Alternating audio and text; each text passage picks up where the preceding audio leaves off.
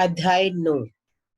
अध्याय 8 में हमने पढ़ा था कि कॉलेज में हड़ताल होने के कारण हॉस्टल की सभी लड़कियां बाहर जाकर चाय व समोसा खाने की योजना बनाती है, परंतु डाकिये को देखते ही सभी लड़कियां अपने अपने पत्र के इंतजार में उनके पास दौड़ती है।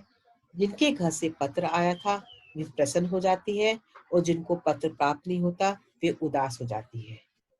मीनू की सहेली माया के घर से कोई पत्र नहीं आया था तो वे भी उदास हो जाती है। मीनू उसे चुटकुला सुनाकर उसका मन बहलाने की कोशिश करती है। अभी हॉस्टल की लड़कियां चाय और समोसा का इंतजार कर ही रहती है। इतने में क्या है, मीनू की मीरापुर वाली सहेली नीलिमा एक टैक्सी से आकर रुकती है। नीलिमा को देखते ही सभी मीनू बहुत खुश हो जाती है और हॉस्टल की सभी लड़कियां भी उसको अच्छी तरह उसका स्वागत करती है। तो बाद में मीनू उनको अपने कमरे में लेकर आती है तो नीलिमा अपने पर्स से अपनी शादी का निमंत्रण पत्र मीनू को देती है। तो नीलिमा का निमंत्रण पत्र देखकर मीनू नीलिमा से उसके पति के बारे में कई तरह से सवाल करती है। नीलिमा से उसका जवाब देती है, उसे शादी में कुछ देर पहले आने का निमंत्रण देकर जाती है।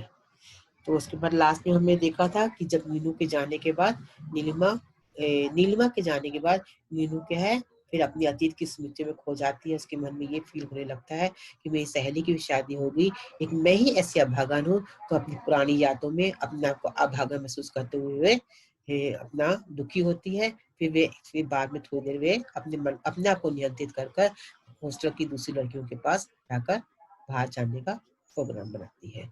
तो अभी हम 9 अध्याय का अध्ययन करेंगे। मीनू अपना अधिकतम समय अपनी पुस्तकों के साथ ही व्यतीत करती। यूं तो बचपन से ही उसे अधिक पढ़ने की आदत थी। हमेशा ही अपनी कक्षा में प्रथम आती थी। वकालत की उसने प्रथम श्रेणी में पास होने की ठान रखी थी। इस समय भी उसमें विशेष लगन था, विशेष उत्साह था, कुछ बन दिखाने का, अपने पांव पर खड़ा होने का। हमारे भारतीय समाज में क्या नारी सदैव पुरुषों की दासी बनकर ही रहेगी? क्या हर लड़की माता पिता के लिए अभिशाप बनकर रह जाएगी? क्या लड़की को ये भी अधिकार नहीं कि अपना जीवन अपने ढंग से व्यतीत कर सके? ऐसे अनेक प्रश्न मीनू के मस्तिष्क में उठते। उसके हृदय में तूफान उठता कि वे एक लड़की जरूर है, परंतु उसके अंदर इतनी हिम्मत, इतना साहस अवश्य है वे भी कुछ बन सके। मीनू अभी अपनी पढ़ाई में तल्लीन थी कि अचानक उसे ख्याल आया कि परसों उसे नीलिमा की शादी में जाना है। नीलिमा उसे कुछ दिन पहले आने को कह गई थी, परंतु कुछ दिन पहले जाना उसके लिए संभव न था। वे अपनी पढ़ाई अधिक दिनों के लिए नहीं छोड़ सकती थी, इसलिए उसने एक दिन पहले ही जानने का निश्चय किया। वह अपनी जिंदगी के विवाहोपलक्ष्य पर कोई भेंट देना चाहती थी। वे समझ नहीं पा रही थी कि क्या चीज खरीदी जाए। अचानक उसे ख्याल आया कि नीलिमा के लिए एक दीवार घड़ी ही क्यों न खरीदी जाए। वे झटपट बाजार जाकर नीलिमा को भेंट करने के लिए एक घड़ी खरीद लाई। अगले दिन मीनू मेरठ से मीरापुर के लिए चल दी। उसके हृदय में विशेष उत्साह था क्योंकि वे अपनी सहेली की शादी में जा रही थी। मीरापुर के स्टेशन पर पहुंचने के बाद उसने रिक्शे वाले को आवाज लगाई। इतने में ही से नीलिमा का बड़ा भाई अशोक दिखाई दे गया। तो यहाँ हमारे इसमें देखा कि हमने कि जब नीलिमा क्या है अपना उसको निमंत्रण पत्र देकर जाती है, मीनू अपने आप को अभागा महसूस करती है। तो मीनू अपने दिमाग में उसके कई तरह के क्वेश्चन आते हैं। तो वो क्या बोलती है कि मैं मतलब अपने आप को कंट्रोल करने के लिए वो पहले अपना टाइम पास करने के लिए पुस्तकें तो पुस्तक में लीन रहती थी। तो फिर मतलब उसको पढ़ने के आया तो हमेशा पहले इतिहास में कक्षा में प्रथम आती थी। वकालत की परीक्षा भी उसने प्रथम श्रेणी से पास करी। तो उसका पढ़ाई में उसको मतलब उसको बहुत लगन तो बहुत थी। तो वो हर समय अपना एक ही क्वेश्चन करती थी कि मैं भारतीय समाज में क्या है, मैं भी कुछ बनकर ऐसा दिखाऊंगी कि मैं किसी के पुरुषों की दासी बनकर नहीं रहूंगी। अपने आप को ये बोलती कोई हर लड़की को अपने माता पिता के लिए अभिशाप होती है कि लड़की जन्म ले लिया कि हमने माता पिता कोई अभिशाप कोई गलत काम कर लिया। क्या लड़की को ये भी अधिकार नहीं है कि वो अपने जीवन से अपने ढंग से जीवन जी सके? तो ऐसे अनेक प्रश्न मीनू अकेली हॉस्टल में बैठी अनेक प्रश्न उसके दिमाग में आते थे। वो हर बात मतलब सोचती रहती थी, उसके हृदय में एक तूफान उठाता था। वो अपने आप को मतलब हर समय ये बोलती है कि मेरे में इतनी हिम्मत है, मेरे में इतना साहस है कि मैं कुछ बन सकती हूँ, मैं कुछ कर सकती हूँ। बस हर समय यही बोलती थी कि मैं समाज से मतलब है कि जीवन समाज से हार जाऊं पर मैं समाज को कुछ ना कुछ बन कर दिखाऊंगी मैं। तो वहां से अपना साहस का प्रतिशत देती थी वो। तो उसका मतलब ऐसे अभी अभी इन विचारों में खोई हुई थी, अचानक उसे याद आया कि उसको नीलिमा की शादी में जाना है। और नीलिमा उसको क्या बोलती, उसकी शादी के कुछ दिन पहले आ जाना है। ऐसा नहीं कि आज शादी है तो आज ही उसके घर पहुंचेगी, तो कुछ दिन पहले उसको आने के लिए बोल गई। क्योंकि नीलिमा और मीनू उसकी बचपन की सहेली थी, बचपन से वो एक साथ खेले पढ़े लिखे सब लोग एक साथ बड़े हुए हैं, तो नीलिमा के साथ उससे बहुत अटैचमेंट था। तो इसने क्या किया, फिर मतलब नीलिमा की शादी में जाने के लिए वो तैयार हो गई। फिर उसको ध्यान आया कि वो नीलिमा की शादी में जा रही है, नीलिमा को उसने गिफ्ट तो कुछ खरीदा नहीं, वो शादी में से क्या गिफ्ट देगी। तो उसे इससे ख्याल आता है कि हमें कोई दीवार घर मतलब वॉल क्लॉक देती हूँ मैं। तो उसे लेने के लिए वो बाजार जाती है और एक वॉल क्लॉक लेके आती है। फिर वो मेरठ से मीरापुर के लिए चल पड़ती है, गिफ्ट लेकर आती है और चली जाती है। जब जैसी वहां मीरापुर पहुंचती है तो वही मतलब का एक ऑटो का वेट करती होती है कि मैं घर के स्टेशन से घर जाना होता है। इतने में उसको नीलिमा का बड़ा भाई अशोक दिखाई देता है। अशोक बस स्टैंड पर अपनी मौसी को लेने के लिए आया था। मौसी तो किसी का उस बस में नहीं आ पाई थी। मीनू ने अपना सामान रिक्शे में रखना शुरू किया, परंतु अशोक के कहने पर वे अपना सामान उसकी कार में रख दिया।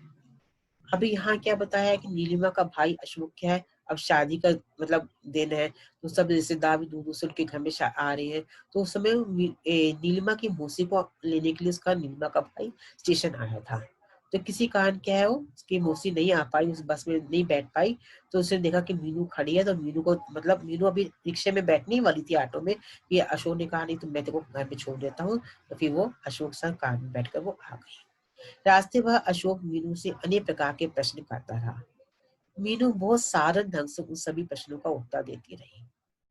अशोक की बातों में मीनू के प्रति विशेष स्नेह झलक रहा था, परंतु मीनू ने उसके प्रति कोई प्रतिक्रिया नहीं दिखाई।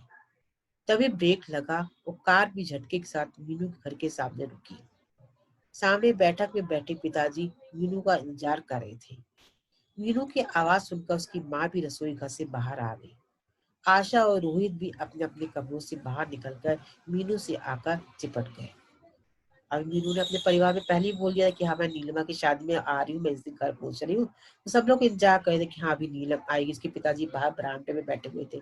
जैसे ही कार आके रुकती है, मीनू की आवाज सुनते हैं, तो उसके पिताजी भी खड़े हो जाते हैं। अंदर से रसोई घर में उसकी माँ काम कर रही, वो भी दूर दूर ही आ जाती है। उसकी छोटी बहन जो है आशा और भाई जो रोहित है वो भी अपने कमरों से बाहर निकल कर मीनू से आकर चिपट कर मिलते हैं। तभी आशा ने मीनू से पूछना शुरू किया, दीदी तुम हमारे लिए क्या लाई हो। मीनू अभी इस बात का जवाब देती इससे पहले ही पिताजी बोल पड़े, अरे आशा, दीदी को मुंह हाथ धोकर कुछ खाने पीने दो, तभी बातें करना। माँ ने एक बर्तन में मीनू को पानी लाकर दिया। मीनू ने हाथ मुंह धोकर चाय पी। माँ ने उसके लिए बेसन के लड्डू बनाकर रखे थे। मीनू को बेसन के लड्डू का विशेष शौक था, इसलिए लड्डू देखकर मीनू बहुत खुश हुई। अभी उसने चाय पी ही थी कि नीलिमा ने अपने नौकर को बुलाने के लिए भेज दिया। मीनू का मन था कि वे उड़कर नीलिमा के पास पहुंच जाए। अपने पिताजी तथा माँ की आज्ञा लेकर नीलिमा के घर पहुंच गई। अभी देखो इतना क्या बताया, भी आकर मीनू ने अभी आकर चाय ही पी थी, तो नीलिमा तो मतलब वैसे ही मीनू का इंतजार करी थी। उसको उसके भाई ने बता दिया कि मीनू आ गई है, तो उसने झट अपने घर के नौकर को भेजा और मीनू को बोला कि तुम मेरे घर में आना। मतलब अभी माँ बात मात्र से थोड़ी देर ही बैठ पाई थी कि नीलिमा का संदेशा आ गया और वो नीलिमा के घर में चली गई। मीनू के आते ही नीलिमा ने उसे गले से लगा लिया। ऐसा लग रहा था कि मानो दोनों सहेलियां एक लंबे समय के बाद मिल रही हो। तभी सामने नीलिमा की मम्मी आती दिखाई दी। मीनू ने उन्हें नमस्कार किया और नीलिमा के साथ अंदर कमरे में चली गई। मीनू ने नीलिमा से पूछा, अरे नीलू, हमारे होने वाली जीजा जी का फोटो तो दिखा। नीलिमा ने मजाक भरे स्वर में कहा, क्या करेगी फोटो देखकर, कल उन्हें साक्षात ही देख लेना। क्या तेरे पास फोटो नहीं है, मीनू ने पूछा। अरे क्या ऐसा हो सकता कि मेरे पास फोटो ना हो। कहते हुए नीलिमा ने अलमारी से एक फोटो निकाला। फोटो दिखाते हुए नीलिमा ने मीनू से पूछा, कैसे लग रहे हैं तुझे अपने होने वाले जीजा जी। अरे वाह, ये तो कोई पूछने की बात है, लाखों में एक है, आखिर क्यों ना हो। हमारी नीलिमा भी तो लाखों में एक है, मीनू बड़ी प्यार भरी वाणी से बोली। तभी नीलिमा की माताजी ने कमरे में प्रवेश किया। उन्होंने नीलिमा से कहा, नीलू बेटे, मीनू को अपना सब सामान दिखा दो शादी का। अच्छा मम्मी, कहकर नीलिमा ने पास में रखा सूटकेस खेला और एक एक करके उसने सारी साड़ियां व कपड़े मीनू को दिखाए। मीनू हर साड़ी की प्रशंसा करती रही। जो कभी मीनू अभी नीलिमा के घर गई, दोनों ने खूब अच्छी तरह बात करी एक दूसरे की। तो इतने में नीलिमा की माँ का क्या बोलती है कि मीनू की जो दहेज के जितने कपड़े हैं, जो सामान खरीदा है, सबको नीलिमा, तब नीलिमा की माँ भी मीनू को एक अपनी फैमिली मेंबर से समझती थी कि हाँ, मीनू उसकी सहेली आई है, उसके दहेज के सब कपड़े सब सामान को दिखाने के लिए नीलिमा को बोलती है। रात्रि के 9 बज चुके थे। मीनू को आभास हो आया कि वे अभी माता पिता से कुछ देर भी बातें नहीं पाई। तभी उसने अपने घर जाने की इच्छा प्रकट की, परंतु नीलिमा ने उससे आग्रह पूर्वक कहा, मीनू तुम खाए बिना नहीं जाओगे। अब ऐसे बात करते करते नीलिमा से रात के 9 बज गए। तो मीनू को अचानक याद आया कि मैं तो अपने माँ बाप से कोई टाइम नहीं दे पाई। हॉस्टल से आई, थोड़ा चाय बस पी, फिर मैं नीलिमा के घर आ गई। तो नीलिमा को क्या बोलती है कि मुझे अभी घर वापस जाना है। तो नीलिमा क्या कहती है, तुम्हें खाना खाए बिना तो मैं जाने नहीं दूंगी। नहीं नीलू, घर पर माँ इंतजार कर रही होगी, फिर रात भी काफी हो गई है, फिर जाना है, खाना खाकर ही जाना होगा तुझे। डर की क्या बात है, अशोक भैया छोड़ आएंगे तुझे घर तक, नीलिमा ने आग्रह पूर्वक कहा। मीनू नीलिमा के आग्रह को न टाल सकी। नीलू की मम्मी ने खाना लगाया। मीनू व नीलिमा ने एक ही थाली में बैठकर खाना खाया। जब तक दोनों ने खाना खाया, रात के 9:45 बज चुके थे। मीनू को डर था कि कहीं उसके पिताजी व माँ इतनी रात गए लौटने के लिए नाराज ना हो। तभी नीलिमा ने अपने भाई अशोक को आवाज लगाई और मीनू के साथ भेज दिया। अब रात को 9:45 पर खाना खाते देर हो गई। मीनू को डर लग रहा उसके पिताजी माता जी उसको गुस्सा करेंगे। तो उसका नीलिमा ने अपने भाई को बोला उसका मीनू को उसके घर तक छोड़ के आने के लिए, और मीनू उसके भाई के साथ घर तक गई। सड़क पर घोर अंधकार था, रात हो गई, अंधेरा तब हुई। शायद सड़क पर लगी बिजली की ट्यूबें खराब हो गई थी। अंधकार में मीनू अशोक के पीछे पीछे चलने लगी। मीनू का पैर एक पत्थर पर पड़ने से उसकी संतुलन बिगड़ गया। तभी उसने अपने को संभाला। 2 कदम पर उसका घर था। मीनू के पिताजी बैठक में बैठे उसका इंतजार कर रहे थे। अभी यहाँ मतलब बताया कि मीनू नीलिमा का घर ऐसा मतलब है कि बहुत दूर वॉकिंग डिस्टेंस में घर था। तो जब रात हो गई तो अशोक भाई, मतलब रात को चाहे वॉकिंग डिस्टेंस था, तो फिर भी क्या भाई इसको घर तक छोड़ने गया उसको। तो बाहर के बरामदे पर से उसके पिताजी उसका इंतजार ही कर रहे थे। मीनू व अशोक को देखकर पिताजी ने अपने हाथ की किताब मेज पर रख दी। उन्होंने अशोक को बैठने के लिए कहा, परंतु रात अधिक हो जाने के कारण उसने बैठने से इनकार कर दिया। मीनू सीधे अपनी माँ के कमरे में चली गई। माँ इसका इंतजार करके अभी अभी बिस्तर पर लेटी थी। मीनू भी माँ के पास पड़े पलंग पर जाकर लेट गई। मीनू और माँ बहुत देर तक पड़े पड़े बातें करती रही। ना जाने मीनू को कब नींद आ गई कि सुबह 6 बजे उसकी आंखें खुली। जैसे ही मीनू की नींद टूटी, उसने करवट बदली, तभी माँ ने एक प्याली गरम गरम चाय लाकर मीनू के हाथ में थमा दी। कितनी सुखद अनुभूति हुई मीनू को। हॉस्टल में तो सुबह सुबह अपने को आप ही चाय बनाकर पीनी पड़ती है, और फिर माँ के प्यार की तो बातें ही कुछ और है। निस्वार्थ निश्चल प्रेम होता है माँ का। तभी उसे माँ का स्वर दिया, मीनू बेटे, आज नाश्ते में क्या खाओगे? देखो भी सो के उठती, देखो माँ का प्यार देखो क्या है। उठते सार माँ ने उसको चाय का कप ला के दिया। तो अपने हॉस्टल की बात याद आई कि हॉस्टल में तो मैं अपना भी चाय बनाकर पीती हूँ। यहाँ माँ ने क्या है, वो बैठे बिठाए सब कुछ खाने को मिल रहा है। अभी चाय पी रही हूँ तो माँ ने पूछा नाश्ते में क्या खाएगी। मतलब जो फरमाइश करती थी माँ उसकी फरमाइश को पूरी करती थी।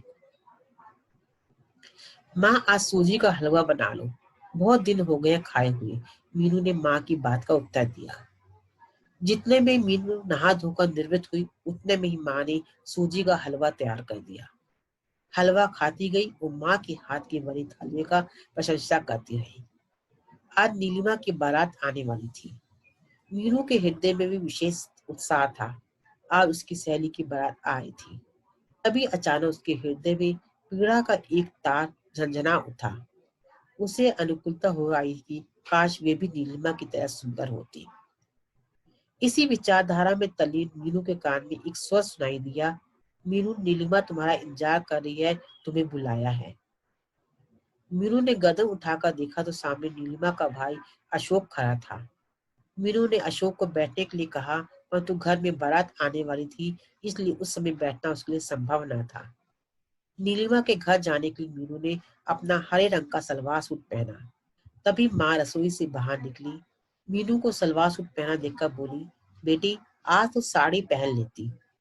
मीनू ने शीशे में अपना चेहरा निहारते हुए कहा, माँ शाम तक साड़ी संभालना बहुत मुश्किल होगी, रात को बारात के समय साड़ी पहन लूंगी। शीशे के सामने खड़ी होकर मीनू ने सुंदर ढंग से अपने केश संवारे। उससे उसका रूप और सलोना हो था। गेहुआ रंग होने पर भी उसके तीखे नाक नक्श उसकी सुंदरता में चार चांद लगा रहे थे। परंतु मीनू के हृदय में जो हीन भावना घर गई थी, उसके कारण में अभी कभी अपने को सुंदर समझ ही ना सकी। देखो अभी सुबह क्या, जब मीनू अभी नीलिमा उठी थी, इतने में क्या नीलिमा का ने मतलब नीलिमा मीनू को अपनी सहेली को असल में अपने साथ ही रहना चाहती थी। सुबह होते ही उसने अपने भाई को फिर भेज दिया कि हाँ तुम मेरे घर में आ जा। मतलब उसने कहा था कि शादी के कुछ दिन पहले मेरे घर आना है और मेरे साथ ही रहना है। मतलब अपने उसको अपनी सहेली से उसका इतना अटैचमेंट था। तो जब हम मीनू क्या नीलिमा के घर जाने लगी, उसने ग्रीन कलर का सूट पहना, माँ ने कहा साड़ी पहन लो। वो क्या बोलती, नहीं मैं शाम को रात बारात रात को है, रात के समय में साड़ी पहन लूंगी, दिन भर मुझे साड़ी संभालना कोई बात नहीं। तो मतलब अपना सावला गहरुआ रंग में डार्क कॉम्प्लेक्स होने के कारण भी मीनू के फीचर इतने शार्प थे कि मीनू बहुत सुंदर दिखाई दी। तो अपने सुंदर रूप को देखकर भी उसको मतलब अपना को एक गिल्टी फील मतलब लग रहा था कि नहीं मैं आपकी सुंदर नहीं हूँ। मतलब एक तरह से उसके मन में हीन भावना थी कि मेरी सुंदरता के कारण मुझे किसी कोई पसंद नहीं करता, इसलिए वो शीशे के सामने अपने आप को सुंदर महसूस नहीं कर पा रही थी। मीनू ने दर्पण के सामने खड़े होकर अपने को हर ओर देखा। उसे आभास हुआ कि वो बदसूरत तो नहीं है। सुबह के 9 बज चुके थे। मीनू ने दर्पण के सामने से हटकर माँ से नीलिमा के घर जाने की आज्ञा ली। मीनू को छोड़ने बाहर तक गई। सजी सवेरी मीनू का रूप माँ को भी अच्छा लग रहा था। नीलिमा के घर पहुंचते हुए उसने देखा कि घर में काफी मेहमान आ चुके थे। बहुत चहल पहल थी। बच्चों का शोर व बड़ों के बोलने की आवाजें सभी से घर गूंज रहा था। मीनू तो सीधे नीलिमा के कमरे में पहुंच गई। मीनू के पहुंचते ही नीलिमा उससे चिपट कर रो पड़ी। नीलिमा को आभास हुआ है कि अब उसे ये घर छोड़कर जाना होगा। 1 घंटे तक मीनू और नीलिमा अपनी बातों में खोई रही। तभी नीलिमा की नजर अपने मेहंदी लगे हाथों पर पड़ी। कितनी गहरी रची थी उसकी मेहंदी। उसने अपने मेहंदी लगे हाथ मीनू को दिखाए। मीनू ने उसके मेहंदी की प्रशंसा करते हुए कहा, नीलिमा तेरा पति तुझे बहुत प्यार करेगा। देख कितनी गहरी रची है तेरी मेहंदी। नीलिमा ने मुस्कुराते हुए उत्तर दिया, हाँ मीनू बात तो सही है। इतना कहकर दोनों खिलखिलाकर हंस पड़े। तभी अचानक मीनू को ख्याल आया कि नीलिमा को देने वाला उपहार घड़ी चोर आई है। ये ध्यान आते ही मीनू झटपट खड़ी हो गई और नीलिमा से ये कहकर कि मैं अभी आ रही हूँ, बाहर चली गई। देखो अभी यहाँ क्या है, जब मीनू नीलिमा से मिलने गई तो मीनू नीलिमा को देखकर बहुत रोई कि उसको भी लग रहा है कि मैं अब इस घर से विदा हो रही हूँ। मतलब अपने वो अपने मन की हर बात क्या मीनू से शेयर करना चाहती थी। तो ऐसे बहुत देर तक वो 1 घंटा मतलब कई घंटे बातें करती रही। मीनू अपने सब मन की बात बताती रही और अपनी मेहंदी लगे हाथ को दिखाती है। उसकी मेहंदी बहुत डार्क रचती है। तो मीनू उसको क्या बोलती है, तेरी मेहंदी बहुत अच्छी है, तुझे मतलब तेरा पति बहुत प्यार, मतलब ऐसी मान्यता मानी गई कि मैं शादी के पहले यदि मेहंदी अच्छी लगे तो उसको ससुराल वाले इसको बहुत प्यार करते हैं। यही बात मीनू ने अपनी सहेली को कही। तो उसके बाद फिर दोनों इस बात को दोनों हंस पड़ी ये बात सुनकर। फिर जब इतने में जब मीनू अभी नीलिमा बात कर रहा तो मीनू को क्या याद आया कि घर से जो गिफ्ट नीलिमा को देना था वो तो लाने ही भूल गई। तो इतने में नीलिमा कहती मैं अभी आई और दौड़ लगा रही थी। मतलब उनका घर इतना ज्यादा दूर नहीं होता। दौड़ के जाकर मीनू क्या है अपने घर गिफ्ट लेने जाती है। जब मीनू ने कुछ क्षण बाद नीलिमा के कमरे प्रवेश किया तो उसने हाथ में उपहार था। उसने नीलिमा के हाथ में उपहार थमाते हुए उसे अपनी शुभकामनाएं दी। नीलिमा ने झटपट उस बंद पैकेट को खोलकर देखा। उसमें बहुत सुंदर दीवार घड़ी थी। उसे देखकर नीलिमा उसकी प्रशंसा किए बिना न रह सकी। तभी मीनू ने मजाक भरे स्वर में कहा, नीलू तू जानती है मैंने ये घड़ी ही क्यों दी है? ये बड़ी इसलिए दी है क्योंकि तू सुबह समय से उठ सके। तो बोलती मैं इसलिए क्या है कि तू टाइम देके टाइम से उठ सही है ना, तू सोती रहे, टाइम देके तू जल्दी उठे, इसलिए तेरे को मैंने ये गिफ्ट दिया है। ये सुनकर नीलू हंस पड़ी। उन दोनों की हंसी अभी वातावरण में गूंज ही रही थी कि नीलिमा की मम्मी ने आकर बताया कि चर्च से पहले नीलिमा को कुछ रस्में पूरी करनी है, इसलिए वे बाहर आ जाए। अभी वो दोनों आपस में बात ही करी थी तभी नीलिमा की माँ नीलिमा को क्या बोलती, चर्च से पहले मतलब बारात आने से पहले कुछ ऐसे रस्में होती, कुछ रीति रिवाज होते हैं जो नीलिमा को पूरा करना है। तो नीलिमा की माँ नीलिमा को बोलती तो कमरे से बाहर आ जा। नीलिमा उठ खड़ी हुई और मीनू का हाथ पकड़कर उसे बाहर ले गई। इतने में एक बच्चा बाहर से दौड़ता हुआ आया। उसने सूचना दी कि बारात आ गई है। बारात आने की सूचना मिलते ही नीलिमा के हृदय की धड़कन और अधिक तीव्र हो उठी। इस समय उसे दुख व सुख की अनुभूति हुई। नए जीवन साथी के मिलने की कल्पना मात्र ही उसका रोम रोम पुलकित उठा। सुख की इस घड़ी में भी उसे दुख इस बात का था कि अब इस घर उसके लिए पराया हो जाएगा। जो कभी थोड़ा रस्म रिवाज होने के बाद क्या, जब उसकी एक छोटे बच्चे ने आकर बोला कि बारात आ गई, तो बारात की बात सुनकर मीनू को मतलब सुख और दुख दोनों के, सुख दुख मतलब उसको सुख इस बात का हुआ कि एक नया जीवन अपना आराम कर रही है। दुख इस बात का हुआ कि अपने घर के माँ बाप के प्रति वो दूर, उनको छोड़कर वो दूर जा रही है। मतलब सुख की अनुभूति भी हुई, उससे दुख की अनुभूति भी हुई।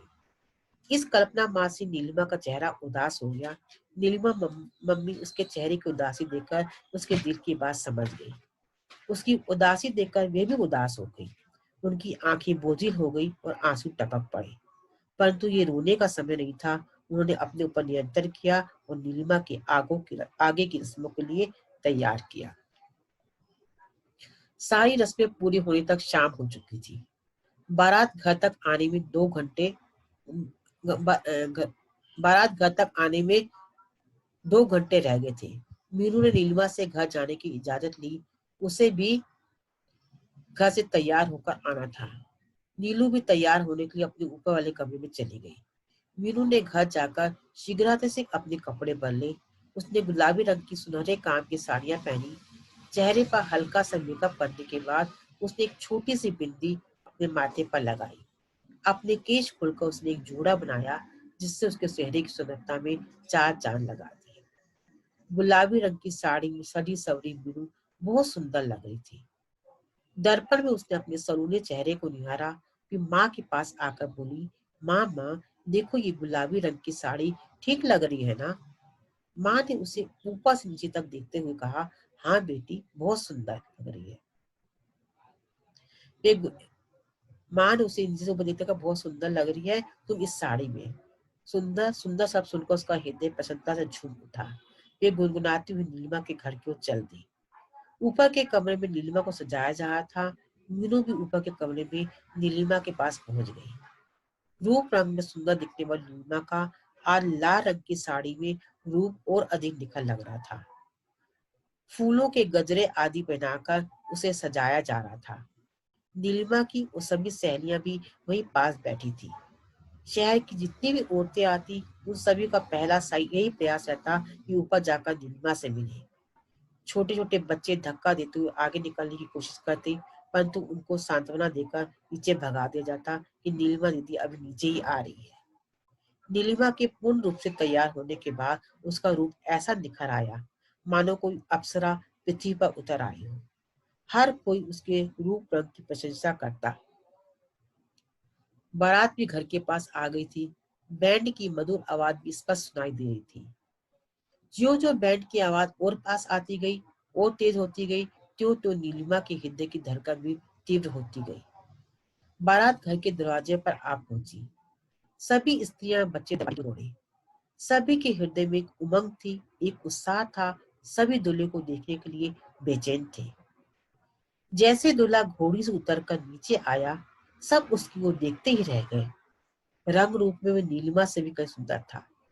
दूल्हे को स्टेज पर बिठाया गया। नीलिमा धीरे धीरे मीनू का सहारा लिए स्टेज की ओर बढ़ी। इस पर मीनू का रंग रूप भी सलोना लग रहा था। नीलिमा धीरे धीरे कदम रखती हुई स्टेज तक पहुंची। स्टेज पर जयमाला का कार्यक्रम हुआ। उसके उपरांत मीनू ने एक गीत प्रस्तुत किया। उसकी मधुर आवाज ने सबका मन मोह लिया। हर कोई ताली बजाकर उसकी प्रशंसा कर रहा था। तभी बारात में आए एक नवयुवक ने उसकी आवाज की प्रशंसा करते हुए कहा, आपकी आवाज बहुत मधुर है। क्या सुंदर गीत सुनाया है आपने। मीनू ने जैसे सिर उठाकर ऊपर की ओर देखा तो वे आश्चर्यचकित हो उठी। अरे, ये तो वही लड़का अमित है जो मेरठ में उसे देखने आया था।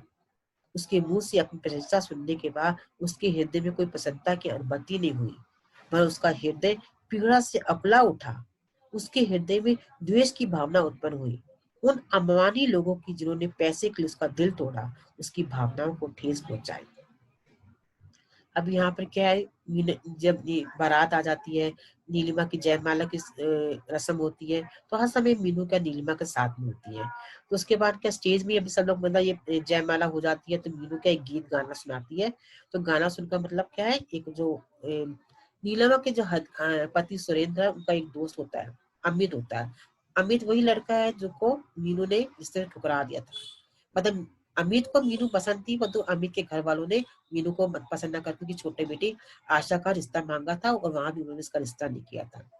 तो जैसे ही वो ऊपर देखती है कौन मेरी प्रशंसा कर रहा है, तो मीनू का चेहरा देखकर पहचान जाती है, अरे ये तो वही मीनू जिसने मेरे को क्या है अमेरत से आया था। तो उसको देखते ही क्या है, जो ये सब प्रशंसा करे तो उसको मतलब इस प्रशंसा की अनुमति नहीं होती। उसको लगता है कि हाँ, ये ऐसे लोगों से मतलब उसके हृदय में बेचैनी हो जाती है कि मैं कब यहाँ से भाग जाऊं। वो अमित का चेहरा ही नहीं देखना चाह रही थी। उसके मन में द्वेष की भावना उत्पन्न हो जाती है। द्वेष मतलब विरोध की भावना उत्पन्न हो जाती है कि हाँ, इस लड़के को मैं मतलब अभी जवाब दूं कि क्या करूं।